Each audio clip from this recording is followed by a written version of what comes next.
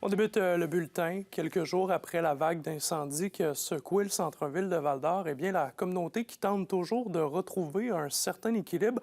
Zachary, là, comment vit-on l'après-incendie? Eh bien, André, c'est un mélange de solidarité, également de soulagement, malgré la gravité des événements qui a coûté la vie à 3 personnes et qui a également vu des entrepreneurs voir leur commerce être réduit en cerne. Au total, la ville qui signale une vingtaine de sinistrés. Plusieurs commerçants rencontrés se considèrent chanceux d'avoir évité le pire, comme la Galerie du Livre qui a été commandée par la fumée et de l'eau. J'ai fait le tour de quelques commerces aujourd'hui et même sur les réseaux sociaux, on sent cette vague de soutien de la part de la population avec des messages d'aide, mais également d'encouragement. Pour plusieurs, cet appui plutôt vient tourner la page à la suite de cette semaine qui a été particulièrement difficile. Voici donc ce qu'avaient à dire deux personnes à qui j'ai discuté plus tôt aujourd'hui.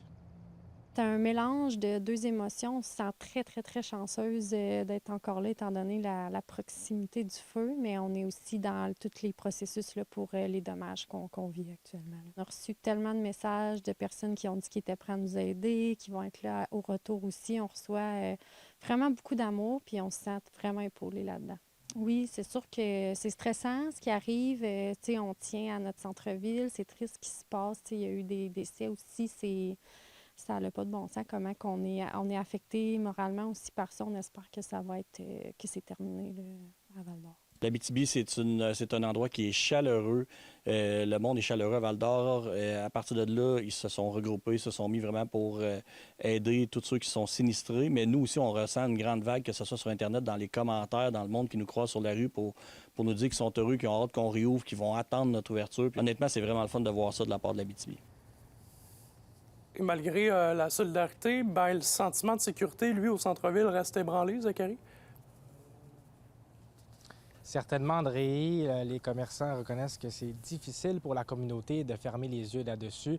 Les commerçants reconnaissent que dans les incendies et puis les trois décès plutôt ont mené à une certaine inquiétude de la population, mais ils se disent avoir confiance envers les policiers et les pompiers.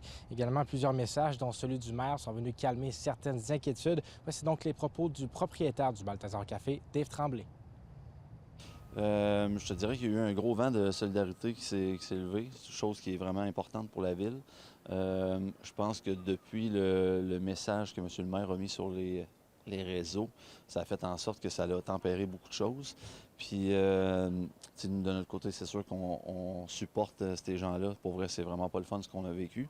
Par contre, le beau temps fait en sorte que les gens y sortent, fait qu'on a quand même un petit positif à voir de ça.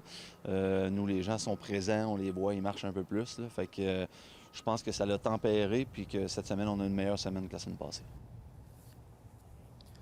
Encore aucune arrestation n'a été effectuée par la Sûreté du Québec à la suite des incendies qui pointent maintenant vers les crimes organisés. La Sûreté du Québec qui confirme maintenir des patrouilles dans certains secteurs ciblés de Val-d'Or, oui, alors que l'enquête se poursuit. Eh bien, on n'a pas fini d'en entendre parler. Merci beaucoup, Zachary.